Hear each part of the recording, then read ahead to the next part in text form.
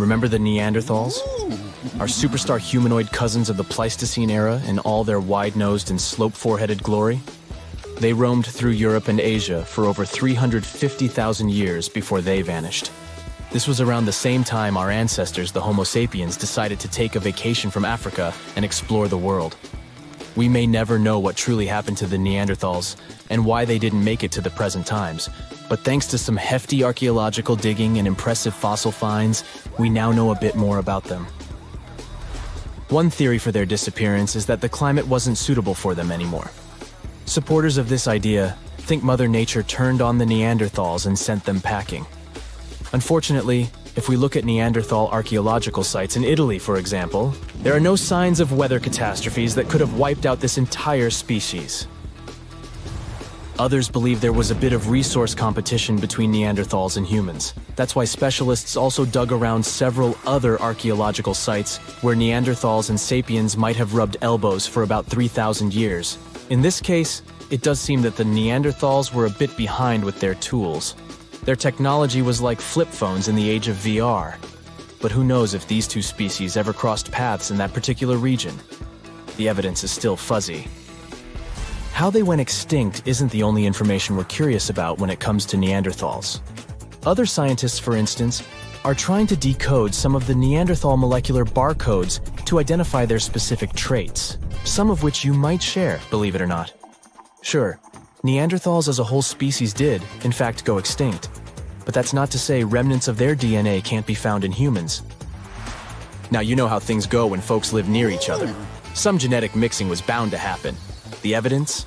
A dash of Neanderthal DNA which was found in modern folks. Now, this is where the plot thickens. Scientists thought that since Neanderthals never lived in Africa, their DNA wouldn't be found in modern African populations. Well, it turns out that African people have about 0.5% Neanderthal DNA too. This doesn't mean our Neanderthal relatives simply teleported through African territories without leaving any trace behind. What this discovery actually implies is that early humans might have visited Europe, mixed their genetic material with that of Neanderthals, after which they returned to Africa. That's a lot of migration. How did we stumble upon that Neanderthal DNA these days, you might wonder? Well, scientists gathered thousands of people from all around the world. Participants came from places like East Asia, Europe, South Asia, America, and Africa. Percentages may vary, sure, but around 20% of the good old Neanderthal DNA is still found in US modern folks. Sure, the average Joe only carries about 2% of that caveman swagger. If you're from certain places or families that have a smidge more Neanderthal in their gene soup, you're looking at 3% tops. Is there anything in particular that we share with our long-gone humanoid cousins? As it turns out, our Neanderthal ancestors gifted us more than just their company for some thousands of years. They also passed down the incredible legacy of their noses. Well, you see, the Neanderthals were outfitted with some seriously high-rising sniffers. These weren't just cosmetic, they were also quite the asset in chilly climates. The icicle-dripping, teeth-chattering kind of cold where your breath could freeze before it leaves your lips. During those days, the Neanderthal noses worked as personal heaters, warming and humidifying the cold, dry air they inhaled. For that kind of extreme weather, these impressive nasal skyscrapers turned out to be quite handy. When our Homo sapiens ancestors decided to leave the sunny savannas of Africa for a spot of frostbite up in Eurasia, they bumped into the Neanderthals. This encounter resulted in not just an exchange of pleasantries, but also an exchange of genes that coded for larger noses. This newfound genetic nugget was discovered by scientists who dug deep into the DNA of over 6,000 volunteers.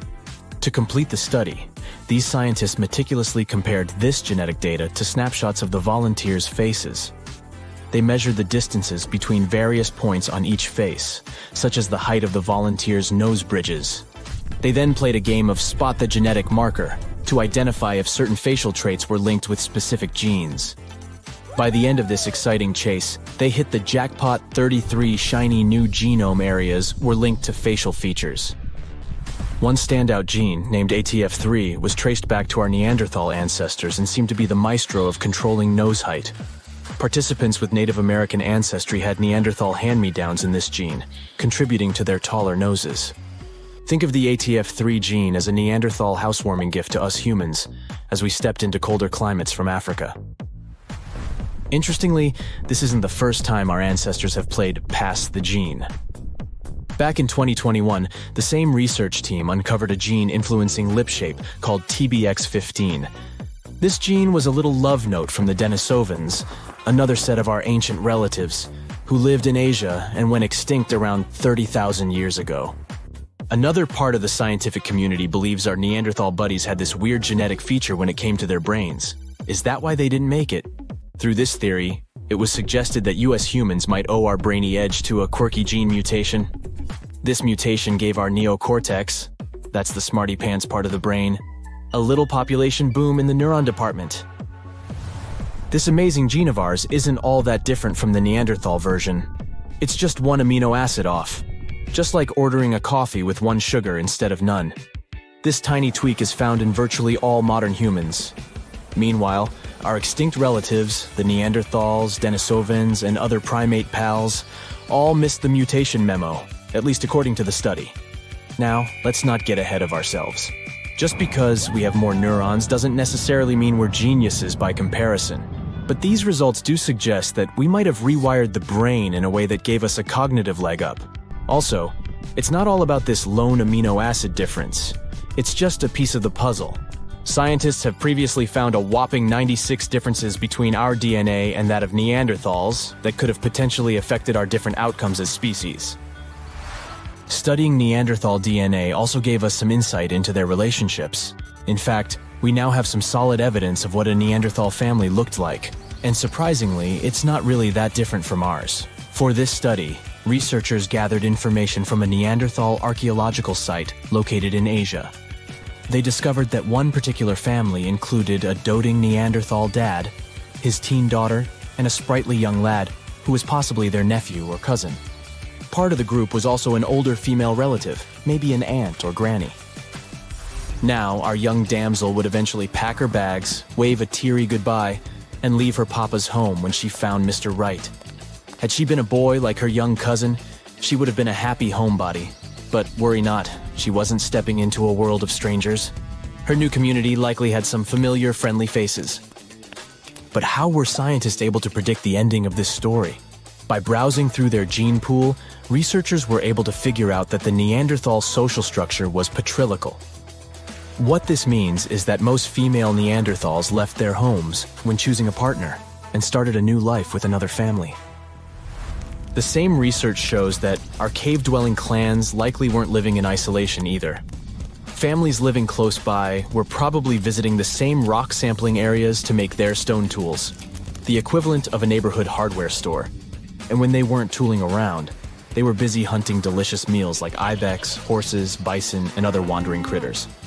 Scientists, however, were careful to add that this ancient family portrait might not represent the full spectrum of Neanderthal social life. They've kindly asked future archaeologists to get more Neanderthal DNAs on the Ancestry websites. If you are one of those folks who can stay up all night and doesn't fancy early wake-ups, you might have some early human Denisovan DNA in you. Now, don't worry, those guys, who were closely related to the Neanderthals, were pretty cool, and it looks like we've got to thank them for inventing fashion.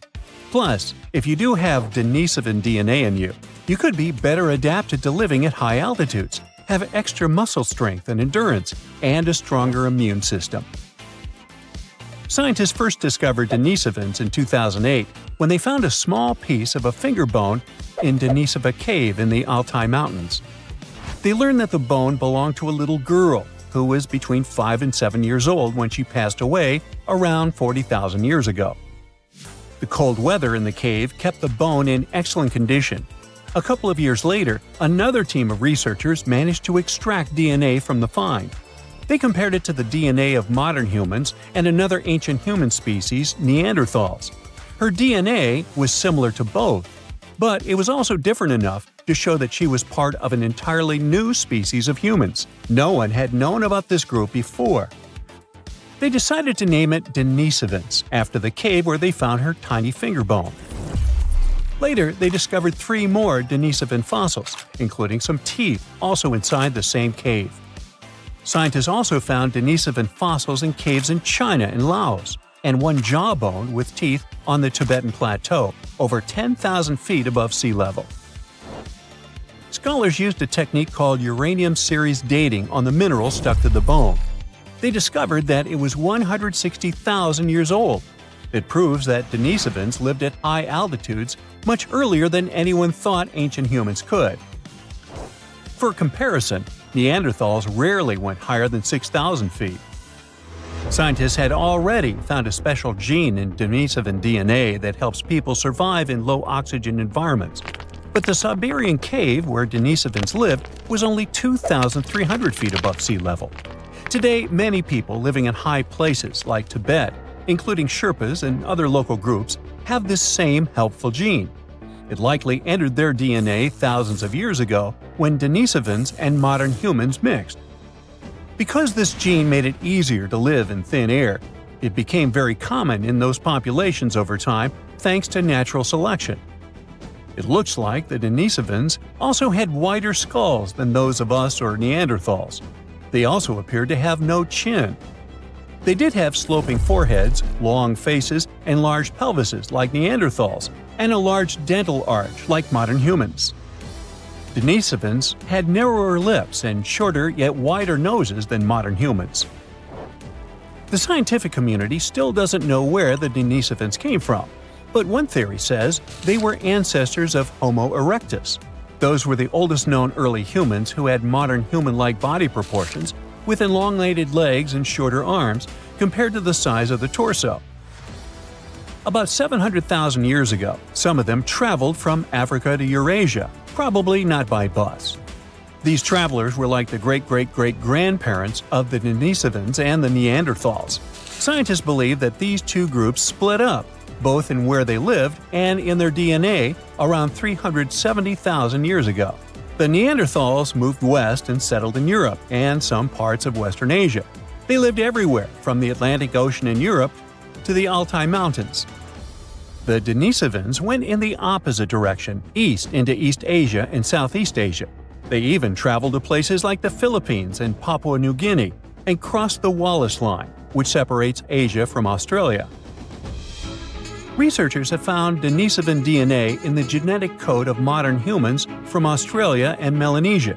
It's a region in the southwestern Pacific Ocean from Papua New Guinea to the Fiji Islands. Now, it's also possible that you have Denisovan DNA if you come from East Asia, although it's less likely. Central and South Americans also have something Denisovan in their genomes. If you want to be sure, you can take a genetic test that will show the exact percentage, if any. Now, Neanderthals and Denisovans lived in places far from the equator, where the amount of daylight changes a lot with the seasons. Modern humans originally lived closer to the equator, where the length of day and night stays almost the same all year. Scientists think that these differences might have influenced how our internal clocks, called circadian rhythms, evolved to help us wake up, go to sleep, and feel energetic at the right times of the day.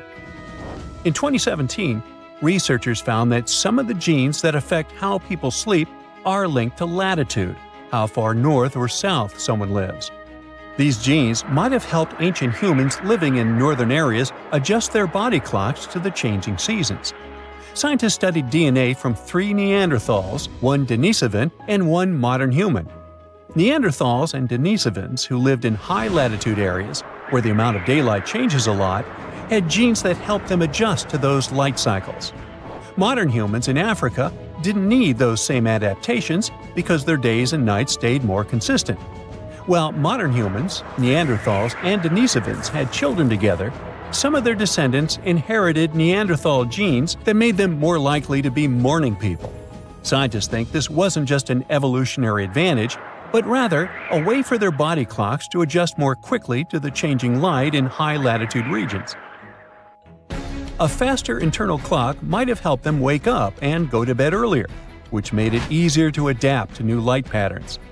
The researchers only studied DNA from 4 ancient humans, and it's hard to tell if these changes in circadian genes were only because of light cycles or also due to other factors, like temperature. Another thing Denisovans probably left behind is fashion. Now, researchers discovered the world's earliest sewing needles with tiny holes for threading in Denisova Cave. These needles date back to the last glacial maximum.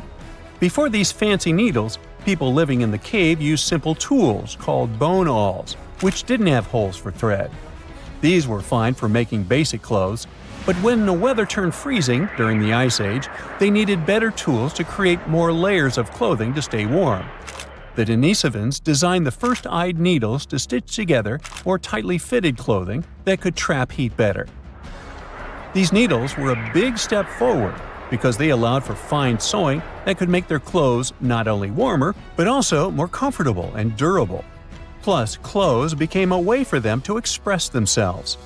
Before the Ice Age, people showed off their creativity with body paint and other marks. But when they started covering their skin with clothes to stay warm, they lost those canvases for art. So they began to decorate their clothes instead. Using eyed needles, they could sew beads, fur, and other materials onto their garments and turn simple clothes into works of art. Perhaps it was the beginning of bling. Denisovans sound too good to be true, but they might have passed over one mean gene to you.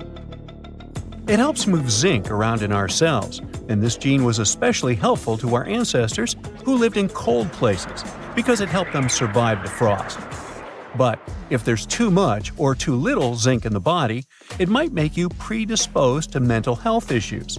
This gene originally came from people in Asia, but over time it spread to people in Europe, the Americas, and all around the world.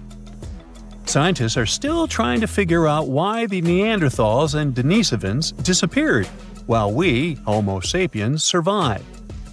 The DNA of our extinct long-distance relatives showed that they lived in small groups and often had families within those groups, which might have caused some problems. Our ancestors live in bigger groups with more people and had genetic diversity. This means that there was a mix of traits that can help stay healthier or adapt to changes in weather. Neanderthals and Denisovans didn't have this advantage. Another thing that helped Homo sapiens was the wide social networks that allowed them to share new ideas and tools.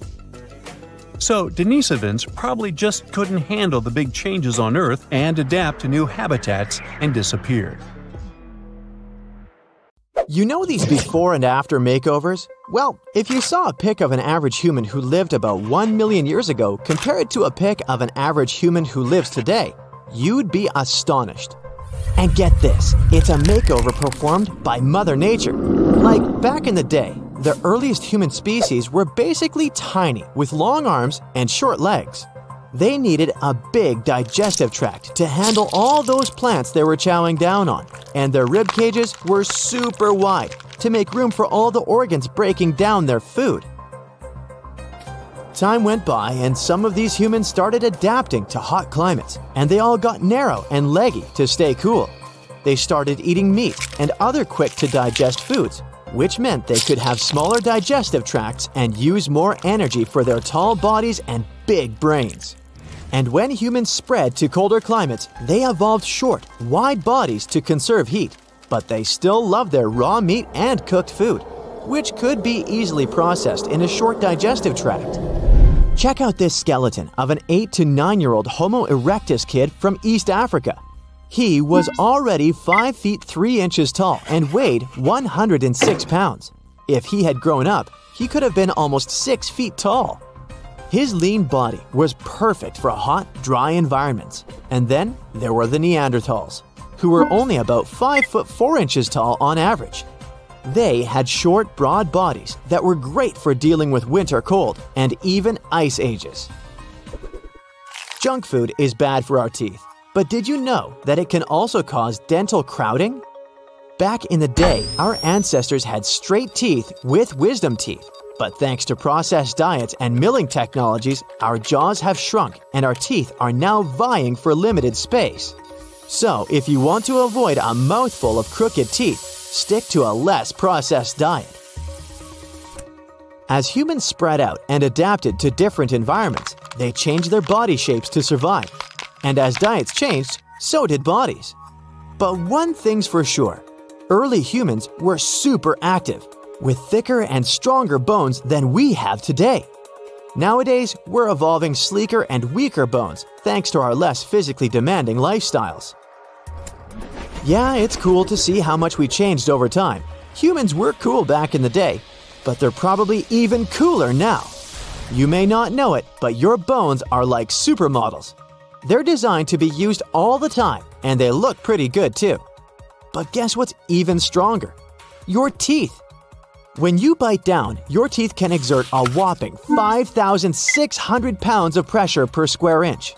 That's some serious chomping power. Speaking of bones, did you know that they're made up of water? Yep, about 25% of your bone mass is actually H2O.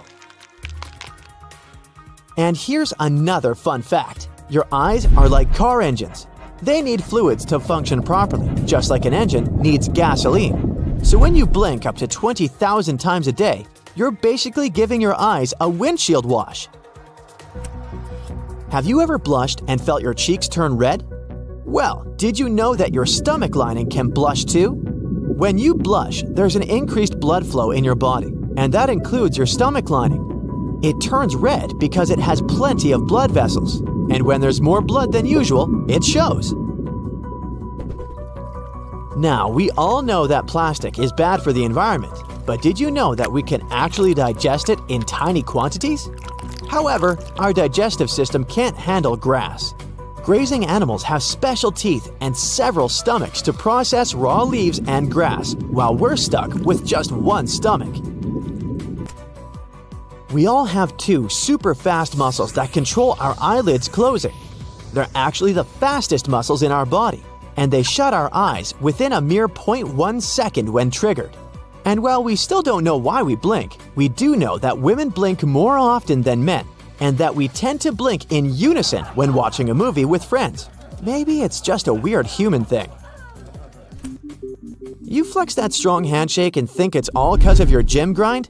Ha! Turns out your pinky finger is the real MVP. No joke. Believe it or not, that little finger packs a punch and is responsible for 50% of your hand strength. Who knew the underdog could be such a powerhouse? Your toes are like two little homies that carry almost half of your body weight. And don't even listen to people who say you don't need them.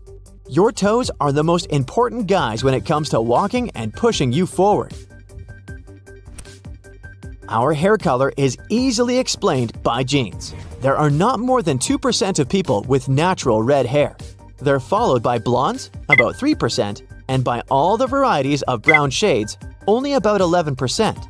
The vast majority goes to black hair, including very dark brown.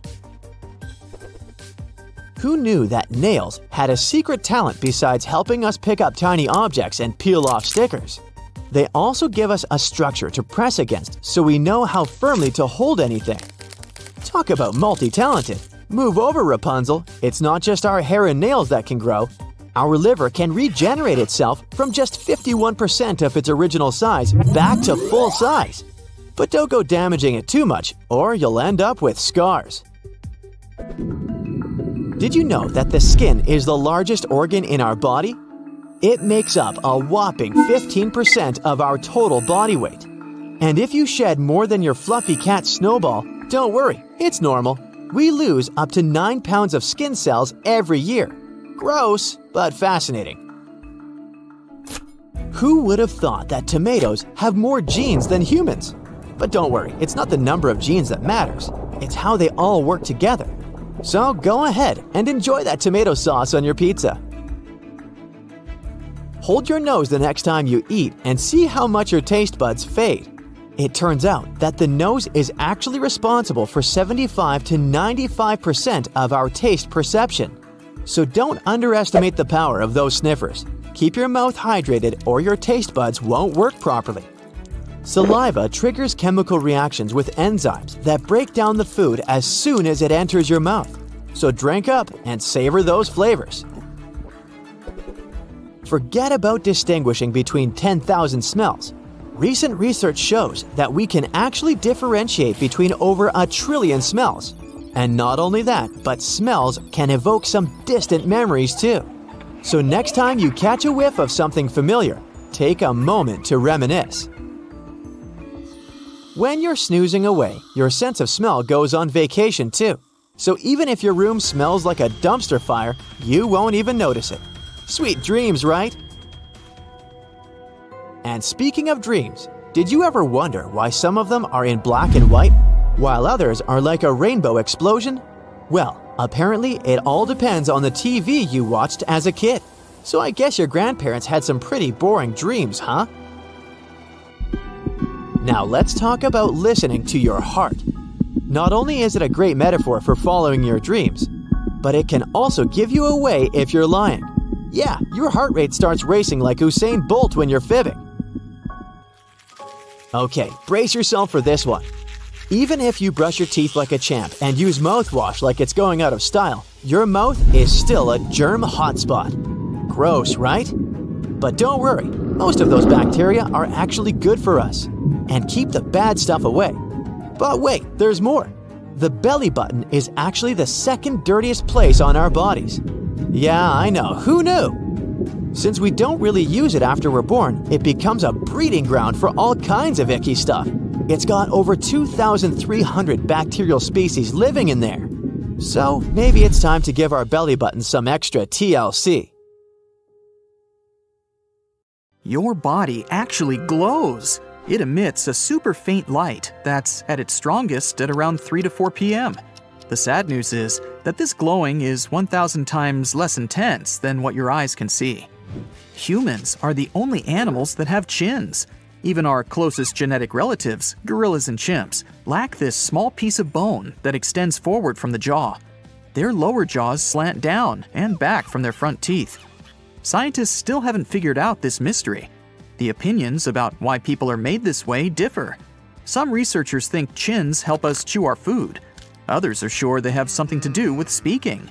A few of us think it's simply a special place to grow a goatee. The most abundant element in the human body is oxygen at 65%, but it also contains lithium, cobalt, gold, and uranium. The rarest one of all is radium. On average, humans yawn 20 times a day, partially spontaneously, for example, when you're tired, but sometimes when someone yawns near you. Scientists think it could be a thing called social mirroring.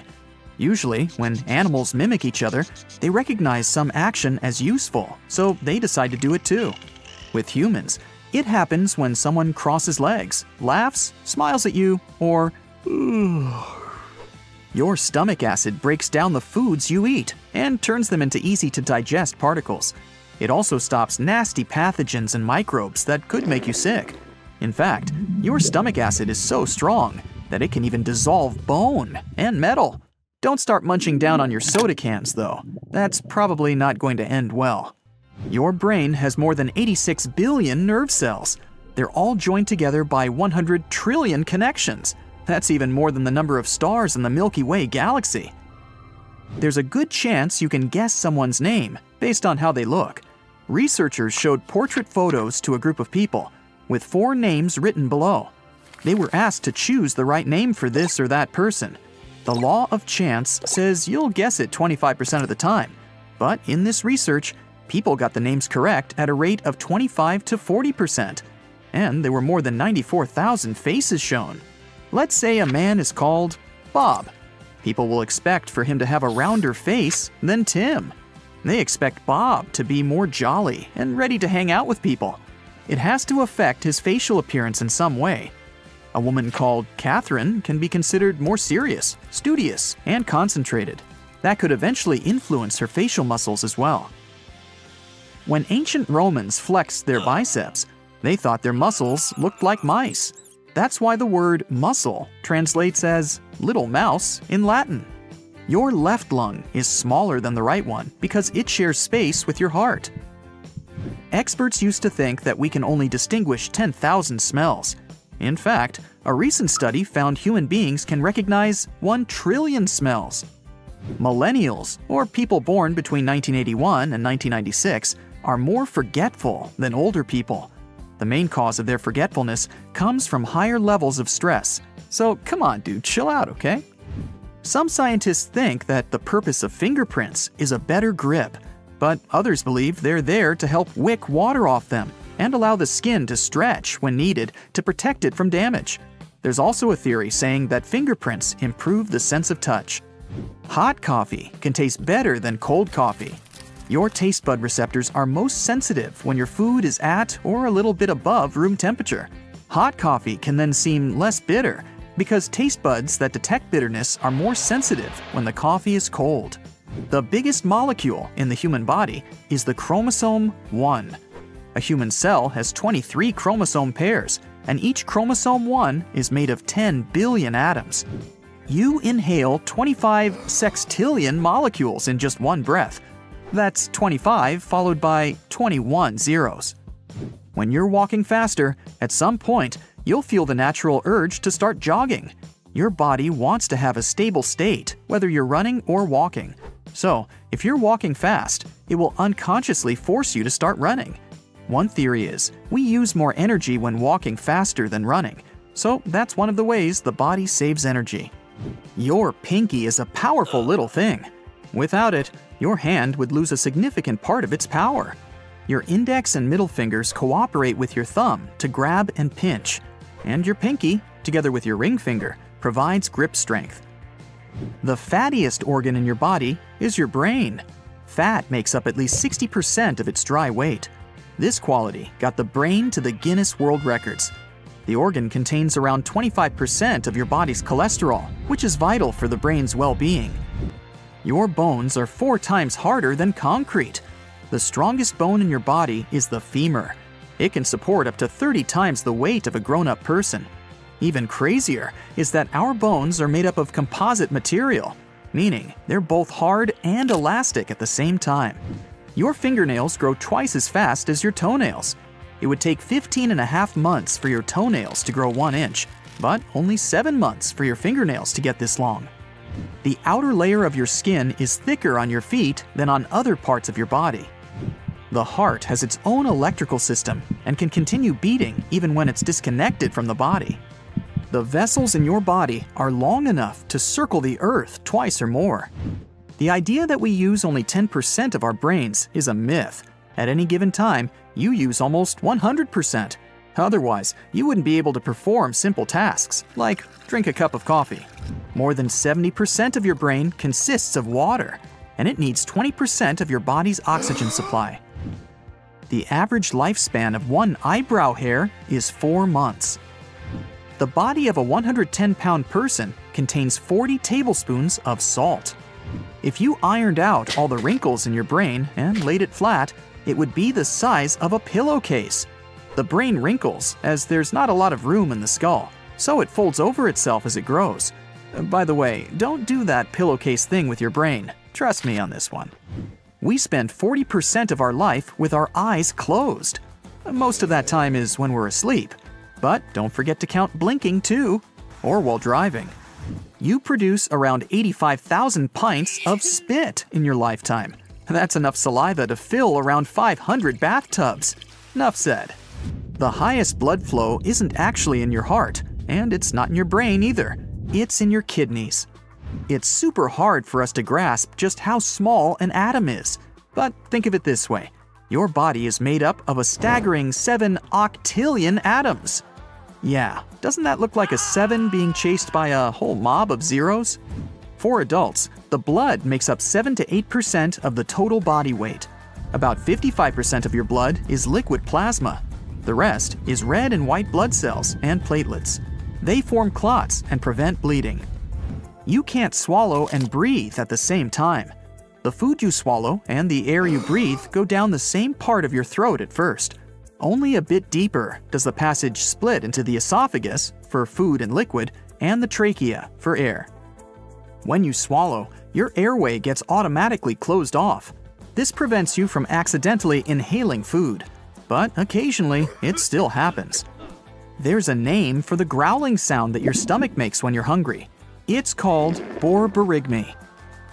It takes 6 to 8 hours for food to travel through your stomach and small intestine. That's because your body is trying to absorb all its nutrients. The idea that the tongue has flavor zones is a myth. All taste buds can detect 5 tastes.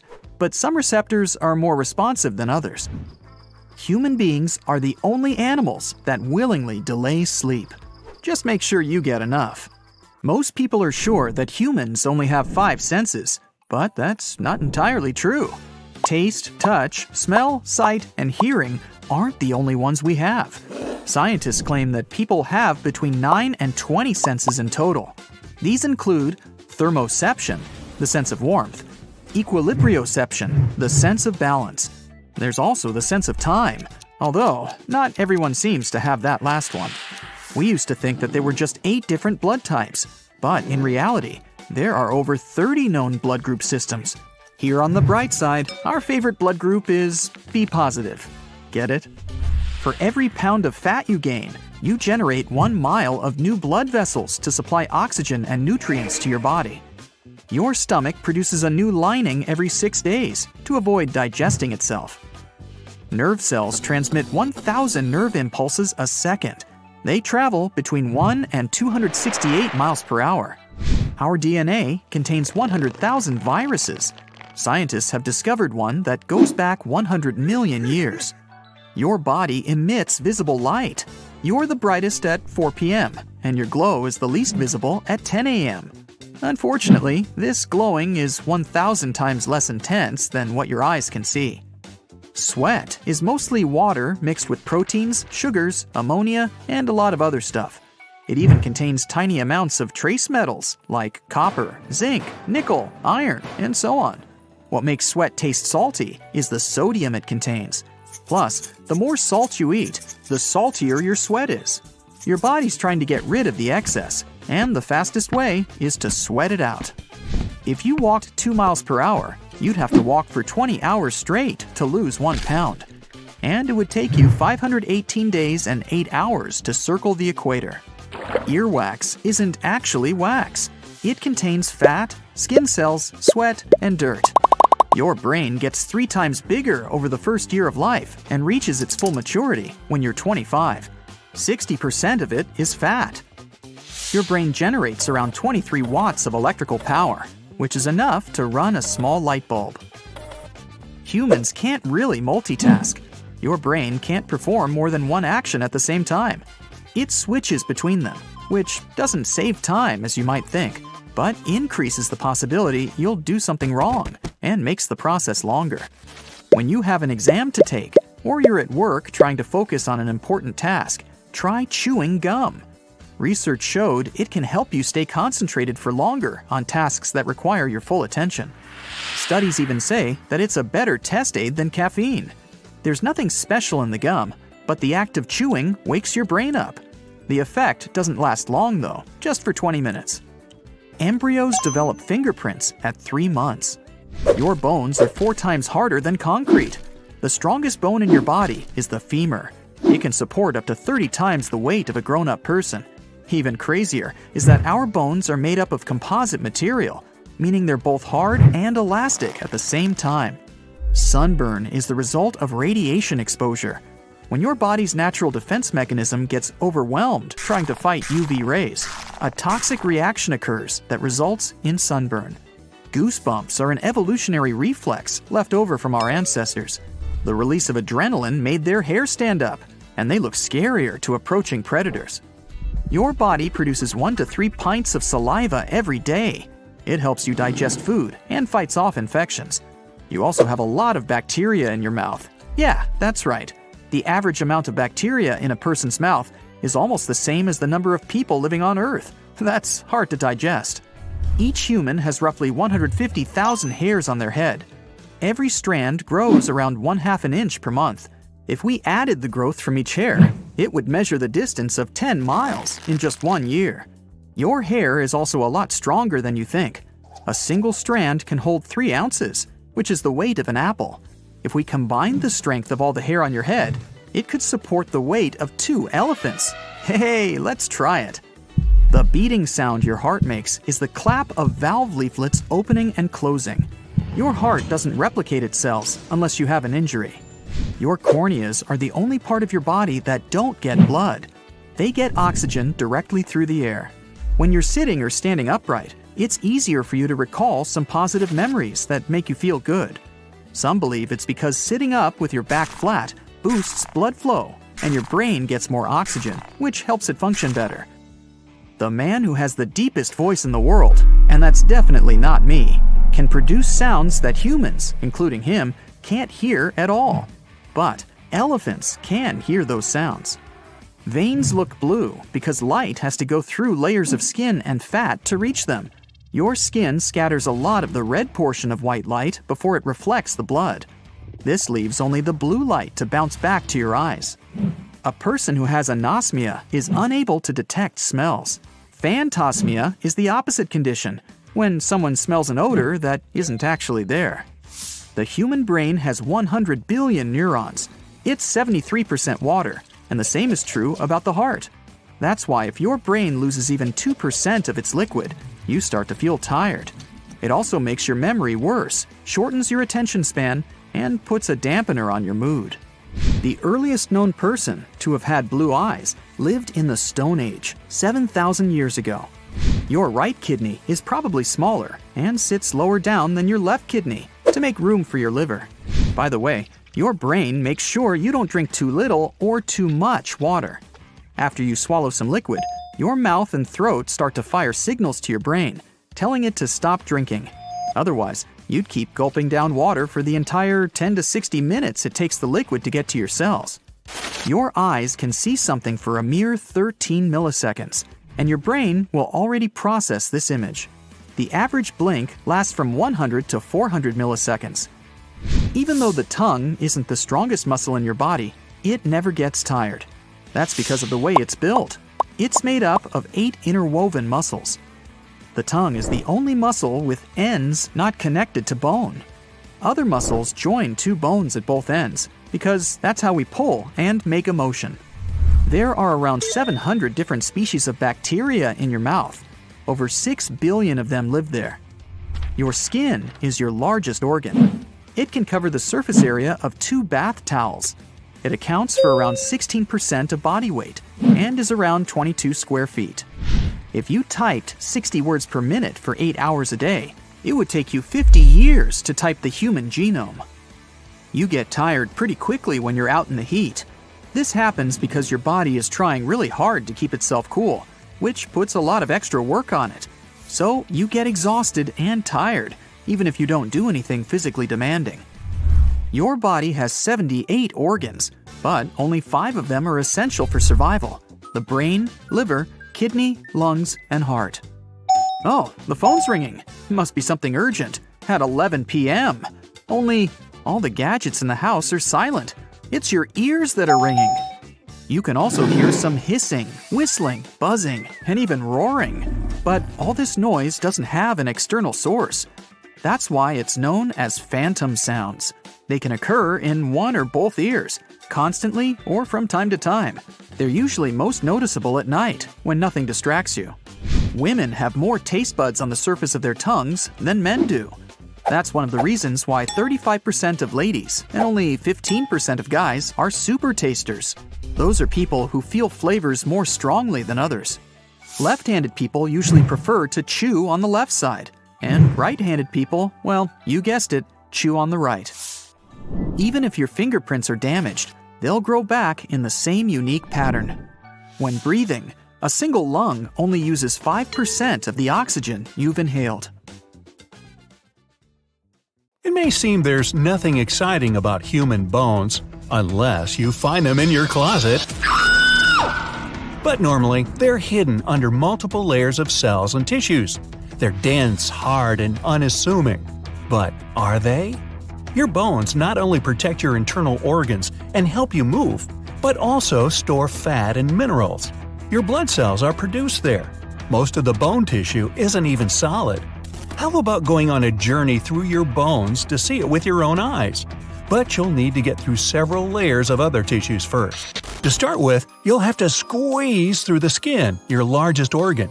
Be careful, it's a labyrinth of hair follicles, sweat glands, nerve endings, and blood vessels where you can easily get lost. Right under the skin, there's a layer of fat. Its main purpose is to keep your body warm. This layer consists of tiny plastic bags, each with a drop of fat, and you may have a tough time navigating around these bubbles. After passing this obstacle course, you're inside your muscles. Their cells, fibrous and long, are always ready to spring into action, helping you transport your body wherever you need. Moving through this layer of tissue is tricky because such cells form bundles, and that's what makes your muscles so strong. Imagine taking a bunch of rubber bands and stretching them. Hard? Your muscle tissue's tough like that. Finally, you reach your destination and see a thin, dense membrane. It's the outer surface of a bone. This layer consists mostly of connective tissue made up of proteins. You also spot numerous blood vessels. Their tiny perpendicular branches sneak deeper into the bone to feed bone cells. You notice that these branches lie in minuscule channels.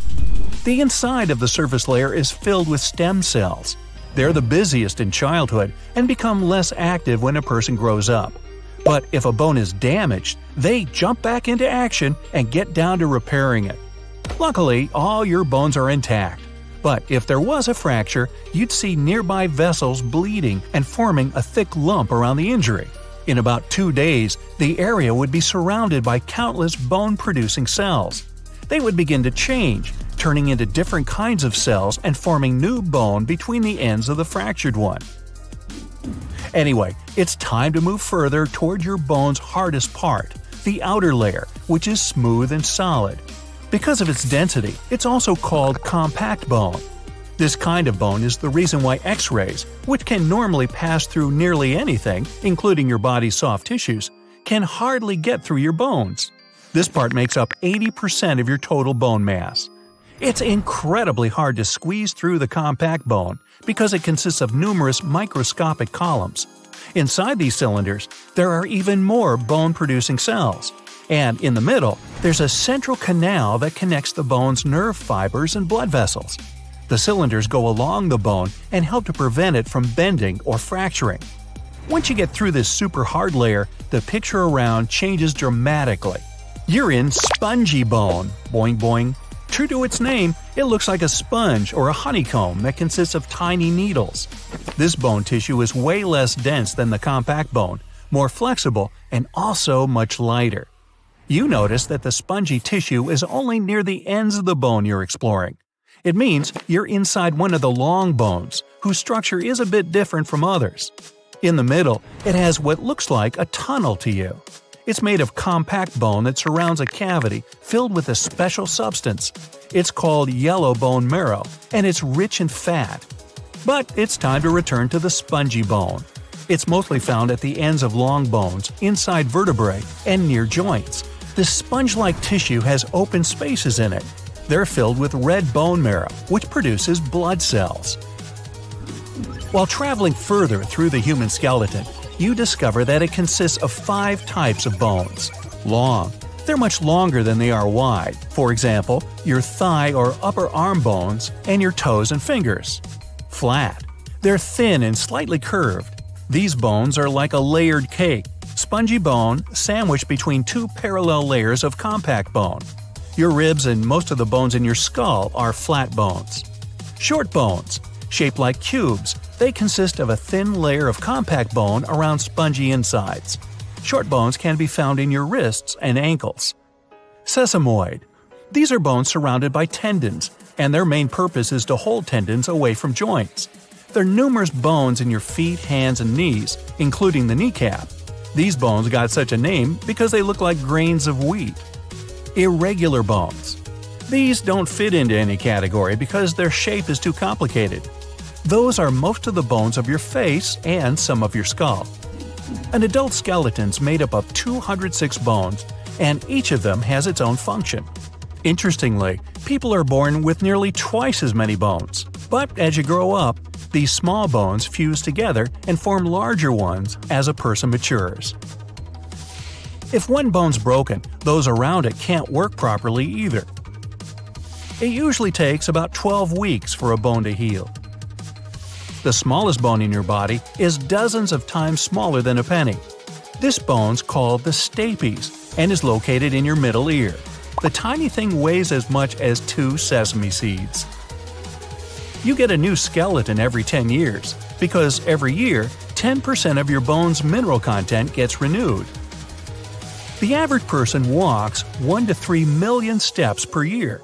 That's why bones have to be so resilient, otherwise they wouldn't cope with the pressure. Your longest and strongest bone is in your leg. The femur, that's how it's called, runs from your hip to your knee. Even though your teeth are part of the skeletal system, they don't count as bones. More than half of all the bones in your body are in your hands and feet. The only bone in your body that's not connected to another is the tongue bone. It's a V-shaped bone at the base of your tongue that holds it in place. 1% of people are born with a 13th rib. Your bones aren't white. Their color is rather yellow or pinkish from the outside and deep red inside. That's because of the blood vessels in and around them. If you fracture a bone, ow! It'll heal on its own by producing new bone cells. A cast will only help it heal straight. People have known how to deal with broken bones for ages. In ancient Egypt, around 1600 years BCE, they realigned fractured bones and bandaged them with linen. Now, you can't control your bones. You can only tell your muscles attached to your bones where to move. Your bones reach their maximum density at the age of 30. Only 10% of the world's animals, including humans, are vertebrates, meaning they have a skeletal system. A coating of special tissue called cartilage covers a bone and prevents it from rubbing directly against another one. The enamel covering your teeth is even stronger than your bones. It protects the delicate tissue and nerves underneath. The biggest joint in your body is actually your knee. It has to be large to connect 3 equally big bones: the femur, going from your hip to your knee, the kneecap, and the shin bone. Some joints hardly move or don't move whatsoever. Those are between your teeth, inside the skull, and between the first pair of ribs. Bones store minerals, for example, calcium and phosphate. They can be released in your bloodstream when necessary. And finally, the so-called funny bone isn't a bone at all. It's a nerve that runs inside your elbow. When you hit it, you feel sharp, piercing pain. The upper arm bone the nerve runs by is called the humerus. But the pain is clearly not humorous. It can be funny when it happens to someone else, though. Ready for a shock? Only about 43% of you is actually you. The rest are your friendly neighbors, microscopic creatures that help you function properly.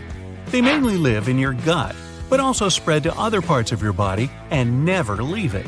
Still, even though your own cells are fewer than microbial ones, there are, on average, about 100 trillion of them in you. If you take all the microbes dwelling within your body and count their genes, it'll be anywhere from 2 to 20 million genes and their combinations. Tomatoes have more genes than humans. Well, the part that's actually us, of course.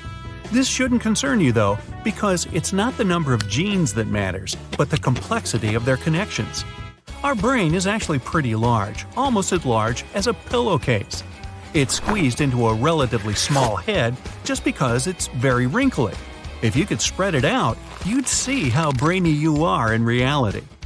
When you age, your brain is gradually reducing in size. By age 75, it's much smaller than at 30, and it starts shrinking by the age of 40. It happens in everyone and doesn't affect your mental strength in any way. Our brain can store only 7 bits in its short-term memory. Don't even try to compare your brain with a phone capacity, not even the one you had back in 2005. A mere byte is 8 bits. That's why you can't even learn a phone number by heart. Our short-term memory functions just like a chalkboard. You can get some info, but sooner or later you run out of space. Working memory is an essential thing that we need to perform almost any everyday activity, including basic conversations, navigating in the city, and even trying to copy the moves from a workout video. Our strongest and most emotional memories are usually fake. It's the way the central memory works. It gives us the confidence to believe everything we remember is real, even though we should be confident about fewer details. Your bones become more brittle with age as well, and your spine gets compressed. That's why older people often lose some of their height. In the same way, you're a bit taller in the morning than in the evening, because your spinal column gets some rest while you're asleep. This effect is temporary, but the one that comes with age is, unfortunately, permanent. Our lifespan is programmed within our cells. They constantly renew and divide, but they have a sort of internal timer that stops at some point. Some cells also stop reproducing sooner than others. On average, cells cease dividing when we reach the age of 100. That means if we could find a way to trick our cells into turning off the timer, we could potentially live forever. Among mammals, only humans can always walk on two hind limbs and keep that posture for their entire lives. You might object that kangaroos and gorillas move in the same way, but kangaroos use their tail as a third leg, and gorillas use the help of their long arms to keep balance. Body fat isn't just a nuisance. It acts as insulation material, energy reserve, and shock absorber. Your body sends the most fat into your waist region because that's where your internal organs are. If something happens to you, this layer of fat might as well protect your vitals from irreparable damage. Your bones take part in metabolism too. Since they mostly consist of calcium, when there's not enough of this element in your blood, bones start shedding it into the bloodstream, balancing your body. And vice versa. When there's too much calcium in your blood, it goes into the bones to be stored for later. Your skull consists of 28 different bones, many of which are fused together to protect your brain. The mandible, or lower jaw, is the only skull bone that's only kept attached to your head with connective tissues and muscles. And the smallest bone in your whole body is inside your ear. It's called stapes, and it's no larger than a grain of rice. The only bone to have a sense of humor in your body is inside your upper arm. That's why it's called humerus. Okay, I made that one up. Move along. Some of the strongest muscles in your body aren't in your arms or legs. They're in your head. Masseter is the main muscle responsible for chewing, and it needs to be the strongest for you to eat normally. And you know those muscles that allow you to move your ears? Those are temporalis, located above your temples. They also help you to chew your food. We've got two really fast muscles. They control the eyelid closing. In fact, they're the fastest muscles in our body. Eyes are fragile and need protection. That's why, when a reflex is triggered, these muscles shut the eyes within less than a tenth of a second. It's been believed for a long time that a person could distinguish more than 10,000 smells. A recent research showed that people were able to distinguish more than 1 trillion smells. We also remember them better than anything else, and smells can even evoke some distant memories. We recognize only purple-blue, green-yellow, and yellow-red colors. Everything else is a combination of these three. It's impossible to calculate how many of these combinations the human eye sees because every single person has slight vision differences, but it's about 1 million combinations on average. We feel about 80% of the taste of any food thanks to the nose and its ability to recognize odors. If you hold your nose while eating, you will taste almost nothing. You might have a chocolate bar or smoked fish in your mouth. There will be no difference for you. Your sense of smell turns completely off while you're asleep. Your brain just doesn't register any smells. So if you've fallen asleep and then something starts stinking in your house, you won't be bothered in the least. Rover, you bad boy! Your nose doesn't just help you breathe and catch odors, it filters the air for sensitive throats and lungs. If we inhale dry air, the nose moistens it, cools it, and heats it if it's necessary. Also, the nose cleans the air from dirt. We can accidentally digest small objects, such as plastic items, glass, coins, and many other small objects. They'll make their way through the digestive tract within 48 hours. And there's even a man who managed to eat a whole airplane. It took him years, though, but little by little, he finished his metal meal with no trouble at all. When asked if the plane was staying there forever, the guy replied, "No, just passing through." Yeah, I made that up. Speaking of meals, you feel sleepy after a hearty lunch or dinner because of your basic instincts. Your brain thinks, and rightfully so, that when you eat, you're safe. And if you're safe, you can lie down and have some rest before going back to the world so full of dangers. Every person has their unique smell that can't be confused with anyone else's. Still, if you have an identical twin, you will both have the same smell. Now, our brain perceives giving presents as a more positive act than receiving them. Humans are social creatures. That's why, when we do something good for others, we feel good ourselves. The brain gives us a reward for acting this way in the form of oxytocin, the happiness hormone. Our eyes are powerful tools, much more so than any camera invented to this day. But still, unfortunately, they can't see the glow coming from our bodies. Yep, we're bioluminescent, just like some deep-sea creatures. The only difference is that our glow is so weak that only very sensitive capturing equipment can actually see it. Oops, time's up, gotta glow. You know when you have a stuffy nose and all you can think about are the nights you've taken smooth breathing for granted? Our bodies do a lot of work to keep us comfortable every day. So, in the spirit of staying grateful, let's take a look at a couple of these amazing things the human body does every minute. Starting with our eyes, which are constantly relaying loads of visual info to the brain. The cornea acts like an entrance gate, skillfully bending light. The iris, or the colorful part, adjusts the light dose, and the lens focuses the rest onto the retina. This last one then transforms all that light into electrical signals that are sent to the brain for interpretation. Sounds like a lot of work, but it all gets done in milliseconds. This means that in just a single minute, our brain handles somewhere around 600 million bits of visual data. More than half our bodies are made of water. 55% if you're a lady and 65% if you're a gentleman, to be precise. To make sure this water balance is always in check, our bodies come equipped with a hydration monitor. It's always looking into how much water we're losing through things like sweating or even breathing. If as little as 1% of the water quantity goes missing, we'll start to feel thirsty. We also wouldn't be here if it weren't for those hearts pumping in our chests. Well, actually, just one heart per person. The speed at which it pumps can change depending on how fit you are, your feelings, your size, and even if you're doing a new yoga pose that requires a bit more effort. On average, doctors say adults have anywhere between 60 to 100 heartbeats per minute when they're resting. Now, the fitter you get, the less pressure you put on your heart, and you might even end up having a heart rate as low as 40 beats per minute.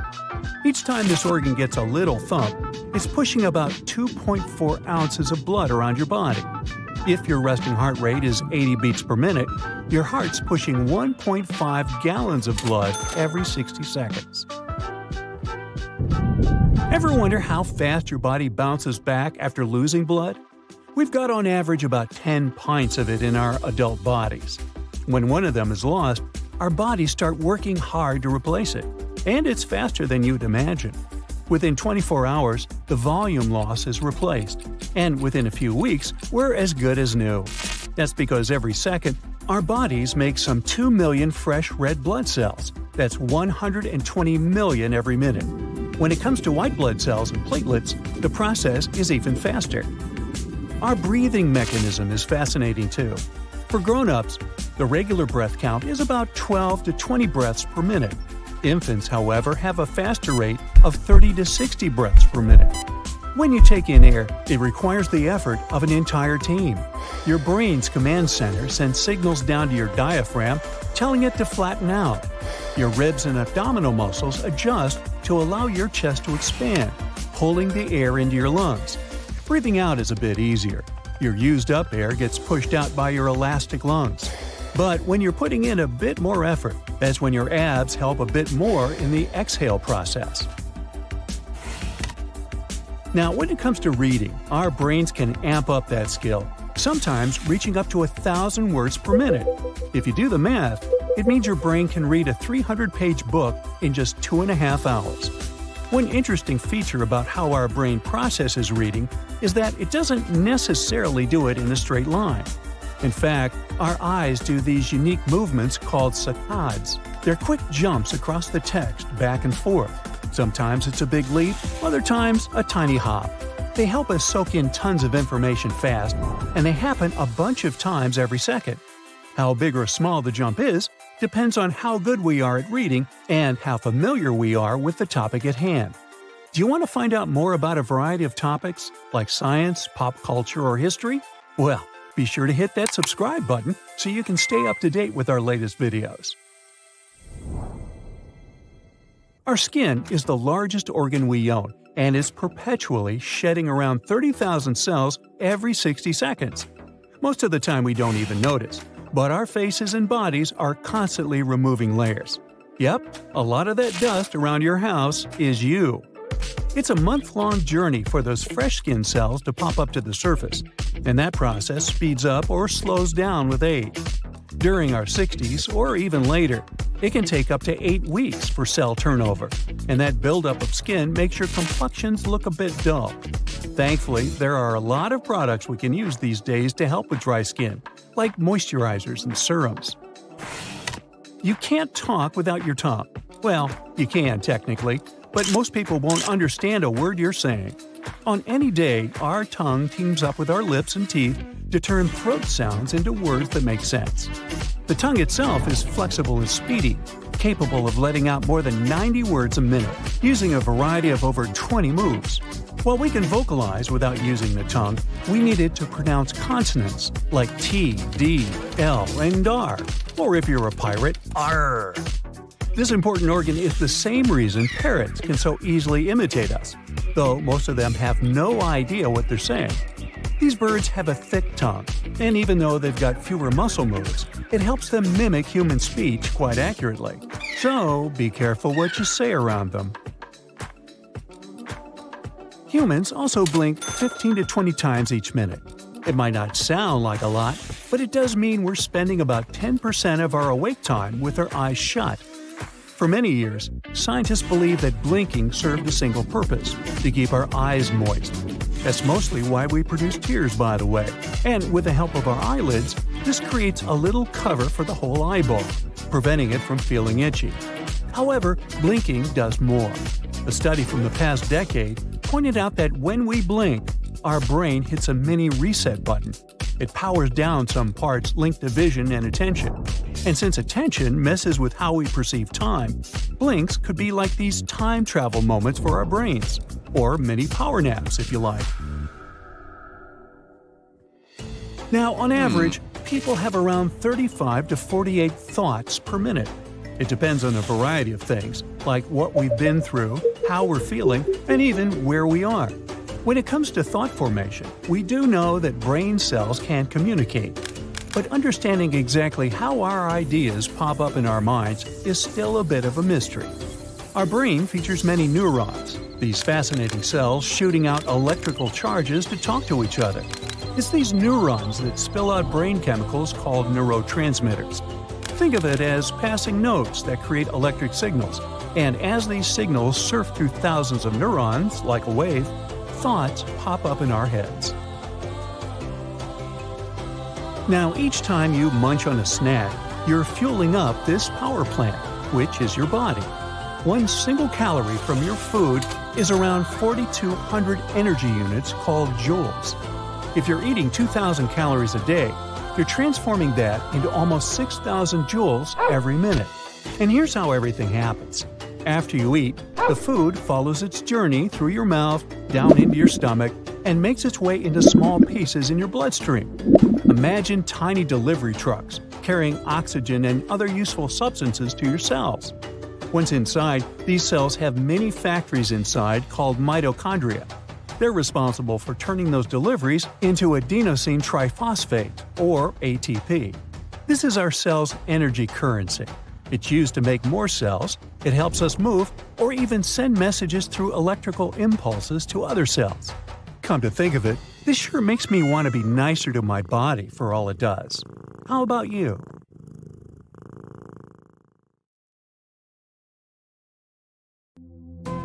You know what? In 10 years from now, you'll be a completely different person. Well, at least your skeleton will be. To reach its adult size, your skeleton went through a process called modeling, which means the development of growth and formation. Turns out it regenerates completely once every 10 years or so.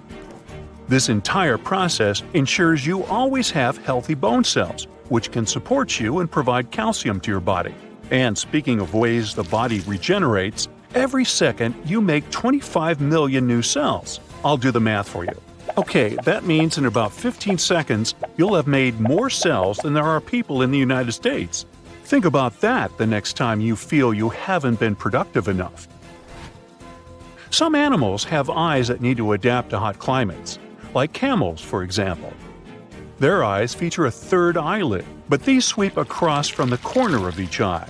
Because their environment is filled with small particles, they need to clean their eyes more frequently than other species. Now, see that little pink thing in the corner of your eye? It's also a third eyelid. Well, a vestige at least.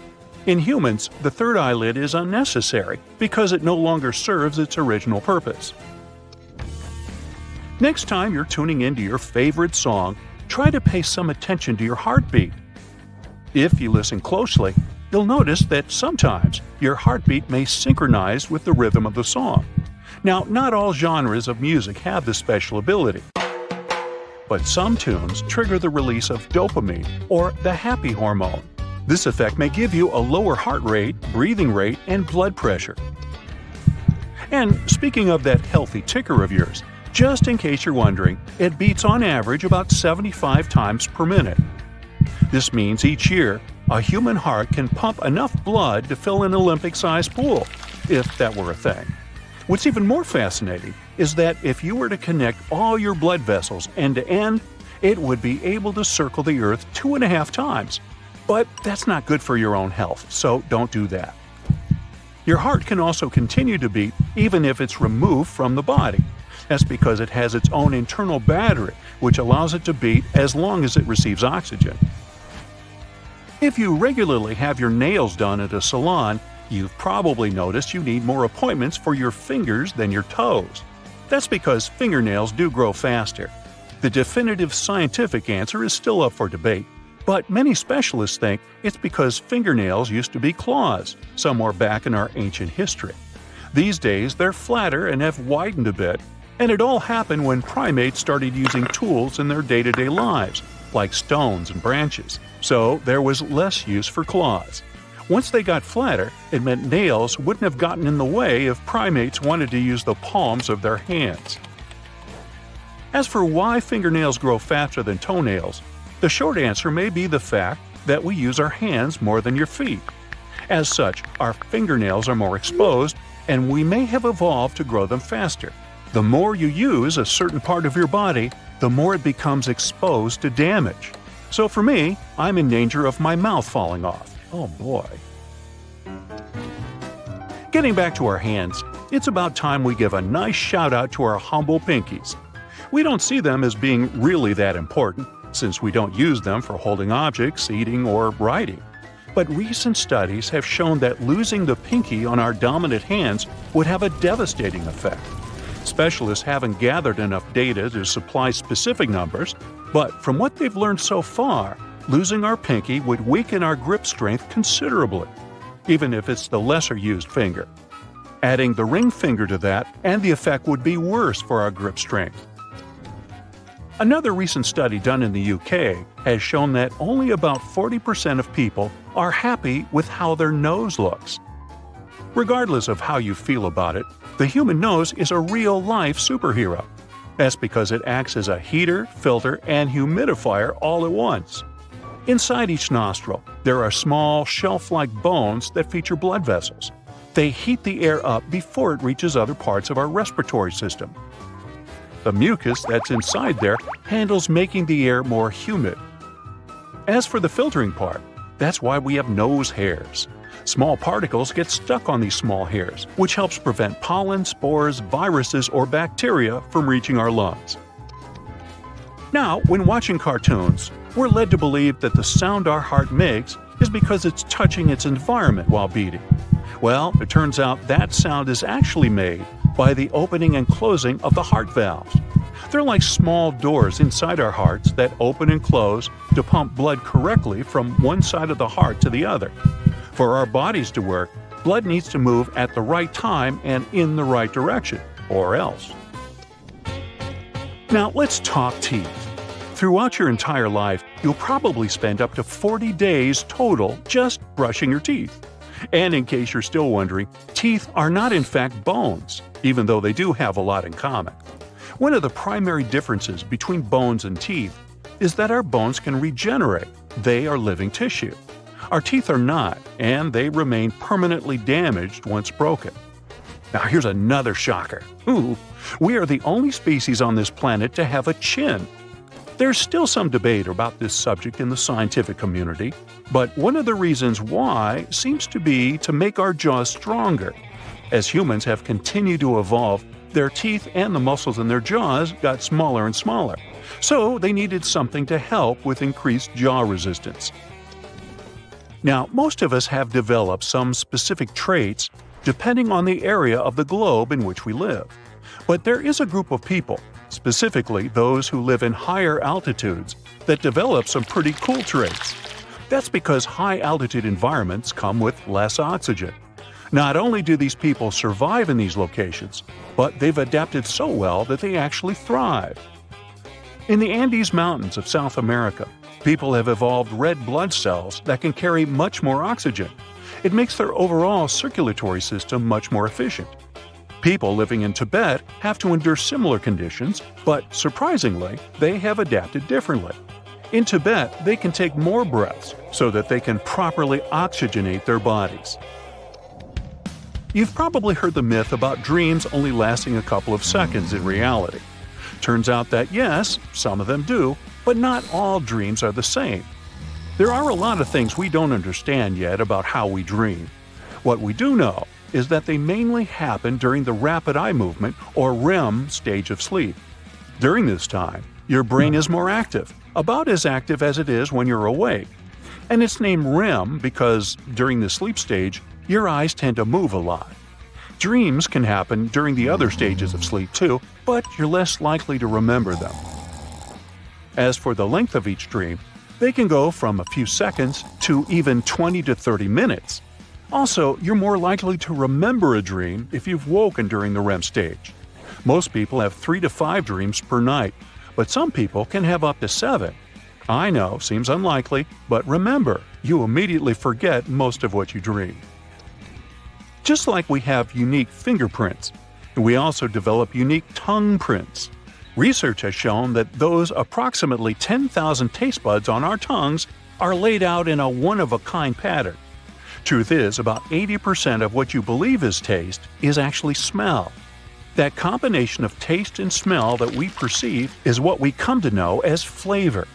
That's probably because our sense of smell is around 10,000 times more sensitive than our sense of taste. Our mouths have also another cool superpower called mouthfeel. With the help of the somatosensory system, it allows us to sense the texture of our food.